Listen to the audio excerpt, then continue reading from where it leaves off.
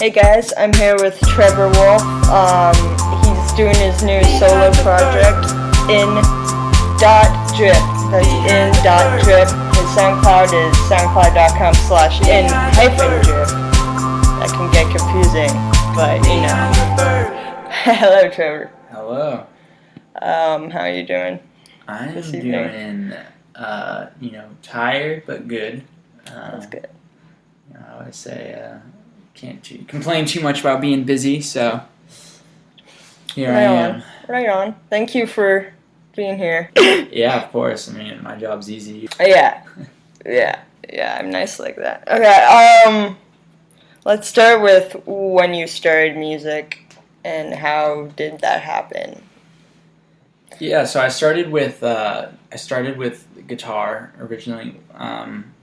I tried to start with guitar, and I think I tried to learn the guitar like once a year, every year for a week or two, and then would give up because it's such a frustrating instrument, especially when you're young and your hands are small and like the chords hurt. You don't have calluses yet or anything. So from 10 to 13, I probably tried once a year for like a week or two, sort of get the guitar bug, and then would get so frustrated I'd give up. And then, just sort of stuck around 7th or 8th grade and started writing music a lot, and then slowly started singing. I was actually in a professional boys choir as a kid as well from like... Really? Yeah, little known fact, from ages 10 to 14, but it made me hate singing, so I stopped singing. I stopped singing, like right when I was learning guitar actually is kind of when I stopped singing. So as soon as I graduated from the choir at 14 to 16, I didn't really sing at all, and then kind of picked it back up and was in bands all the time. After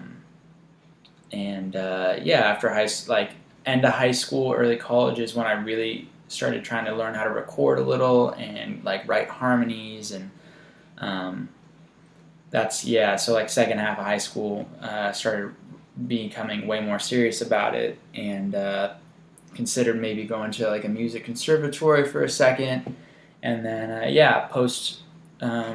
after I went to SMC for 2 years, dropped out, and that's when I really started, obviously when you drop out from music, you kind of have to do it full time. So that's when I really picked up like synths and got way heavier into production, and I really started singing, trying to sing every day, and just sort of working on my craft a bunch. And here I am today. Still don't do everything perfectly, but work in progress. It's a work in progress. Everyone's a work in progress. Man. That's right. So you're doing this solo project. Yeah. Let's talk about that a little. Let's talk about it. Because I know you're very excited about it. I am. It's like my musical baby, basically. And I think every musician should try to do it at some point or another, do a solo project,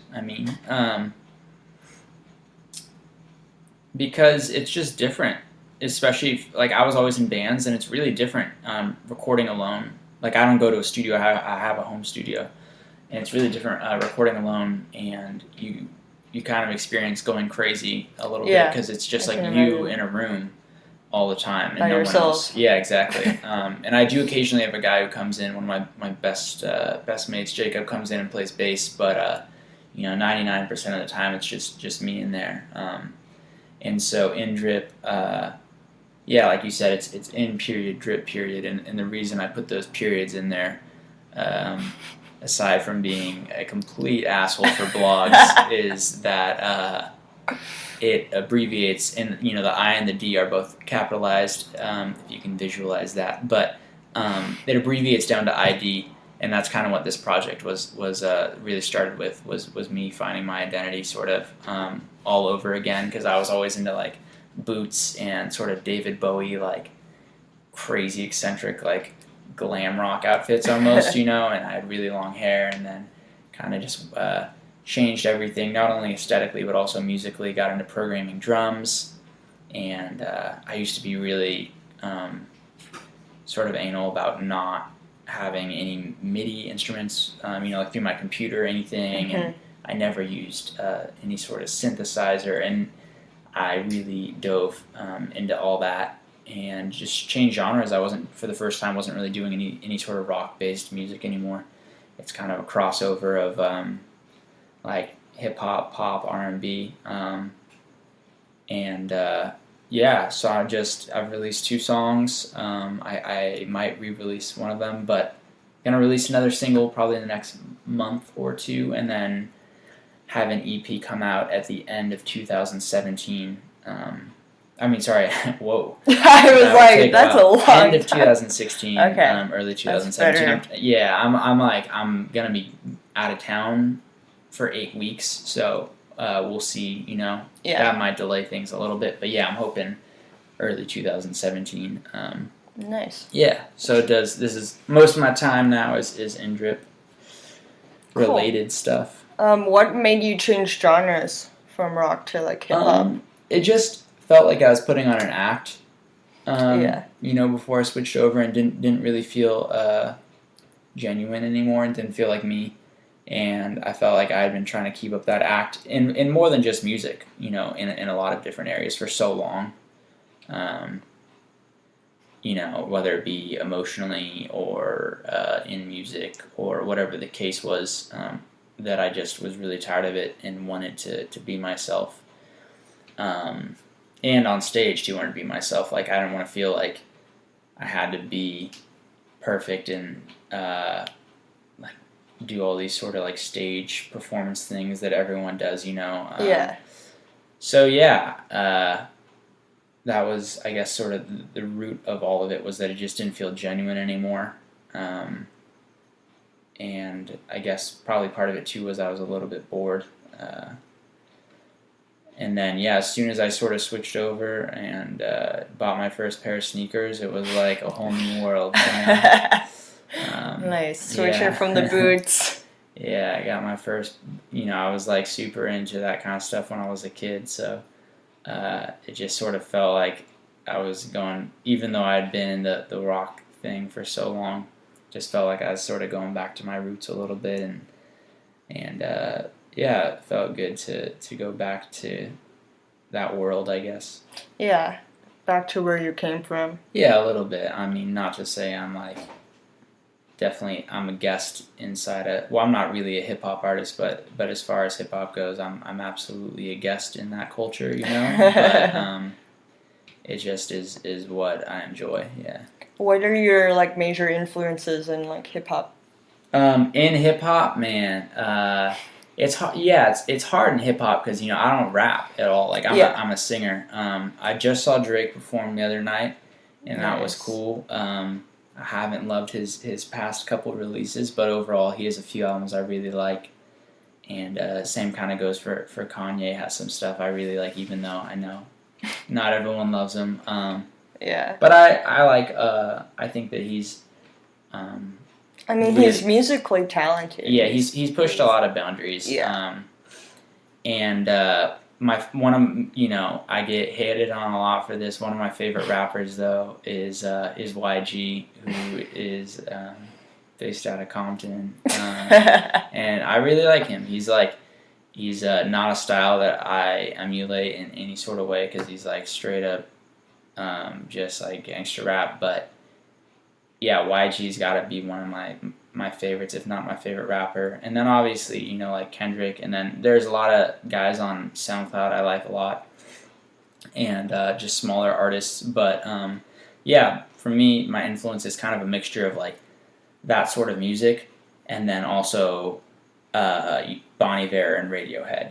Yeah. So I'll have like a hip hop beat, and over it maybe have some guitars like in the background. And be singing in my falsetto, so, but yeah, so hip hop and that sort of stuff, and I do listen to some R&B too, but yeah, there's a lot of artists out right now who are really good, and there's, especially this year, there's been so many albums already that have come out that have been huge, so it's been a good year musically for the world.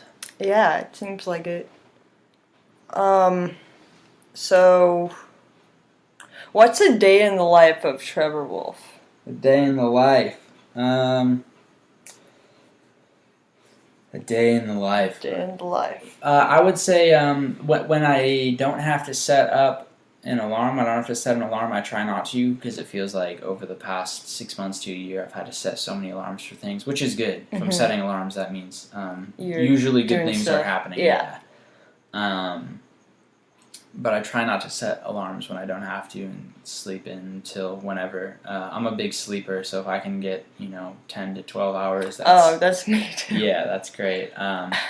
So usually I wake up and I try and meditate. The 3 things I do in the morning when I can, but I try and be pretty consistent about them, are meditate, journal, and read.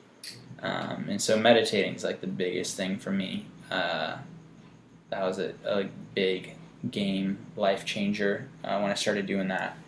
And even if it's 15 minutes a day, I try and be consistent and do like 15 to 30 minutes a day rather than doing like an hour or 2 one day. Like I always say that to people who are new, is like, do 5 minutes a day. Don't try and do it for 30 minutes. You're gonna go insane. I would. Yeah, exactly. So I try and do that. If I do that, journal and read every day, oh my God, I feel like the Buddha. Like, I'm so happy. But unfortunately, that's not how it always works. Yeah. But yeah, so the start of the day is either that, or lately me and my buddy Dan have been surfing a lot. And so we'll leave at like 6 a.m. to go out surfing, the meditation thing. And then also I play pickup basketball occasionally in the mornings too. So those are sort of my 3 mornings. Then throughout the day, the mornings change a little bit, between those 3, but the rest of the days and nights are all pretty similar. If I have nothing definitive planned, usually I just try and work on music from home, maybe go to the gym, because I have a super fucked up back, so I gotta like keep that in check and sort of do physical therapy things at the gym. But yeah, I try and work from home a bunch. And I usually, like, my dog is just kind of chilling under my feet while I work as a picture. And that's really it, I am kind of a homebody. I do hang out with people occasionally, and I think I have a solid amount of friends, but a lot of them I see like twice a year because, I'm sort of a hermit. And I do own a GameCube. That's also something I like, so... sometimes if I want to break but don't necessarily want to leave my house, I do play a little GameCube. And then there's a lot of local restaurants. Like, I really grew up hanging out in the area and skateboarding around and stuff and basically loitering, but now those are all the places that I go to and eat.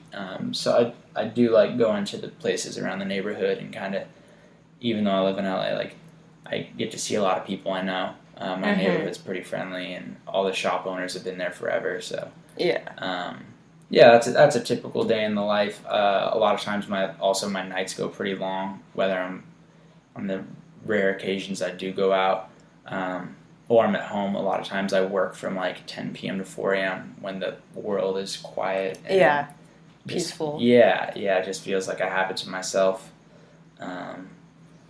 Sometimes a day in the life of me doesn't start until noon, but we'll go till 4. Yeah, I mean, it kind of balances out that way. Right, exactly. So you have some side jobs, don't you? Oh yeah, I do. Talk about that for a minute. Well, actually, since today I worked at my dad's restaurant, Carney's, which I don't do too often, but whenever they need me, I work there. And sometimes, it'll be like 6 months between me working. And then I've been touring a lot in my good friend's band, Raw Fabrics. So we've been on tour opening for a group that I listened to a lot as a kid, actually called Shoeance Revenge. So that's been pretty cool. So we'll be gone for like 3 weeks, 4 weeks at a time. And that's a fun way to sort of work and also like network and get a lot of experience too touring. I'm just playing guitar in that band, so it's kind of nice only playing guitar, not singing. It's definitely less stressful, and I don't have to take quite as good a care of myself, so That's I can nice. try and save up on money and just live off of like Kool-Aid and 7-Eleven hot dogs, basically. Yeah. The cheap life. Yeah, not the healthiest, but cat's making an entrance. Featuring the cat. But yeah, so that's another side job, and then I do some modeling and commercial work as well. And yeah, that's pretty much it. I used to lifeguard on Catalina on weekends, but I don't really do that too much anymore. But yeah, modeling is definitely the best money. Modeling and commercials by far the best money when I can do them. And yeah, hopefully, the end goal is obviously for it to just be music. Yeah. But that can be pretty difficult, especially when you're starting out to make a bunch of money just off of that. Yeah, I can imagine. But yeah, side jobs, like a lot of those jobs, I listed, I literally will do them once every 4 months. They're really, really, really side jobby. Yeah. But I did just sign to an agency, so who knows, maybe I'll start working a little bit more with that. Nice. Yeah, it is. It feels weird. I've been doing it alone for so long. Yeah, it feels weird to like be a part of something, or yeah, be a part of something and just like kind of think like, oh, someone else could get me jobs now, and like I don't have to work so hard on that part of it. Yeah. But it, hopefully it works out for me, and like I do make a little bit more money because I'm pretty tired of being broke all the time. Yeah, that can be stressful. Yeah. Yeah, definitely. Just a little bit. Cans of beans every night for dinner. It gets a little old. Oh yeah. Yeah. Yeah, for sure. Can we talk a little bit about your sobriety? Yeah, absolutely. And how music affected that process? Yeah, so, I feel like most of the people who know me or even are connected to me in any sort of way on social media know that I'm sober. It's not a super, super big secret anymore. Yeah, so I got sober at 17 and I'm 22 now. So I got, your boy's got 5 years. Nice. Yeah, which is cool. It feels good. It's definitely a little weird to be out on the road sometimes and be sober. Yeah. But, I probably wouldn't be accomplishing much without it. And as far as music goes, with sobriety, I definitely owe a lot of my musical success to being sober. And a lot of my friends who are musicians are also sober, actually, is a pretty common theme. So it's pretty accepted in the community, I would say, Yeah, that's good. Yeah. Because it didn't used to be. No, yeah, it definitely, and there are a lot of pockets and a lot of people who aren't down with sobriety, which is okay. Yeah. But yeah, in general, man, it just helps me focus a lot. And if things are really bad, I can hit up a meeting, and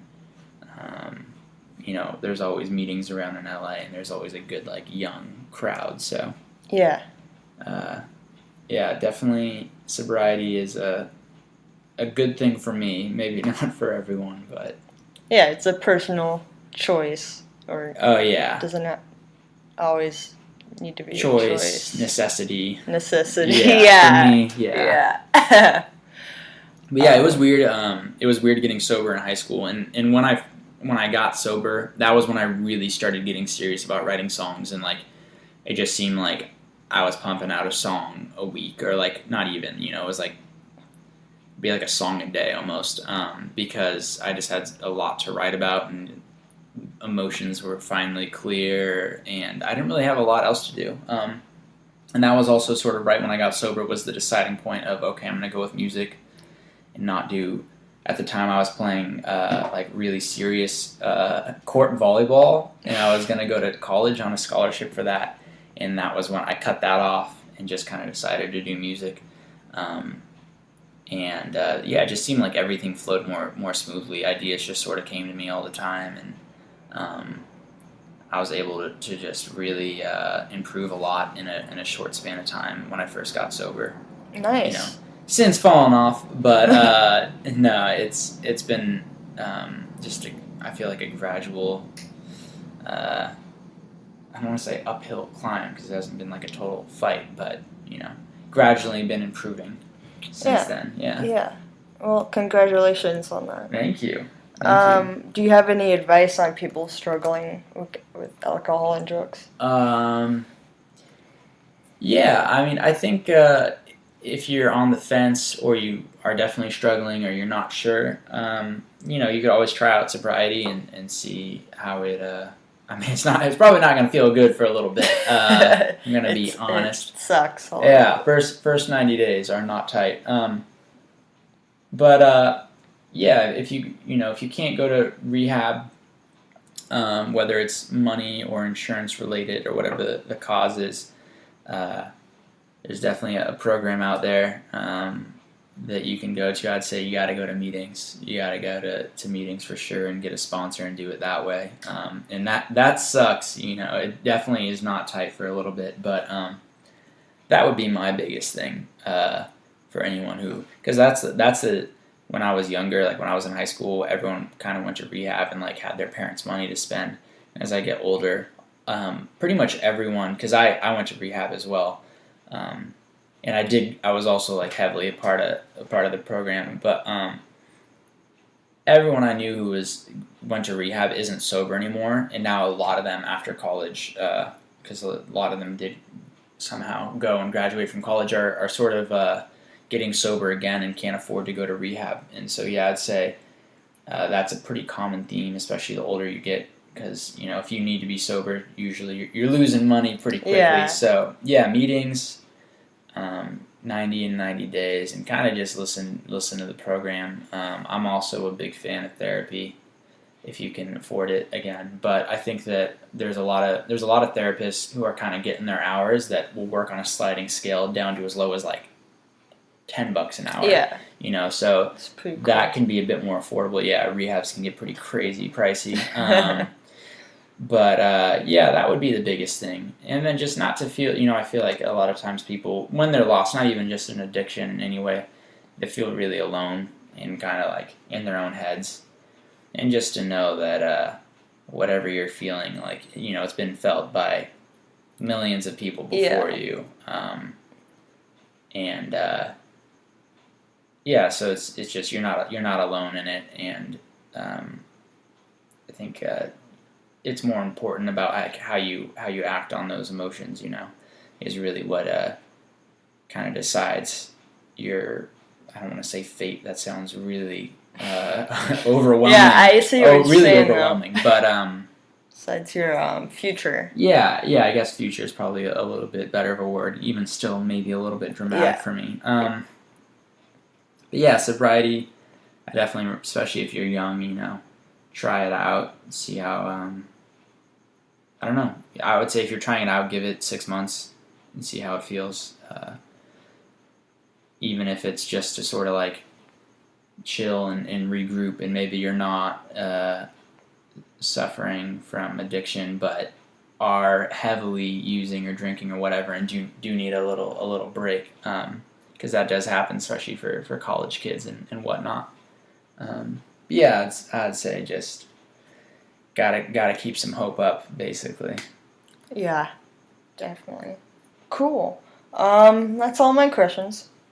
Do you have anything to add? Do I have anything to add? Yeah, to this interview.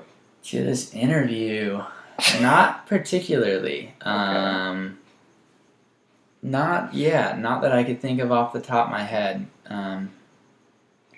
No, just excited to be here. At your house. At my house, just putting me on blast right now. No, I'm just excited to be in the interview. Real grateful. Not too much to add, but I'm happy right now. Nice. Cool. Okay. So listeners, you gotta check out this Trevor Wolfe dude.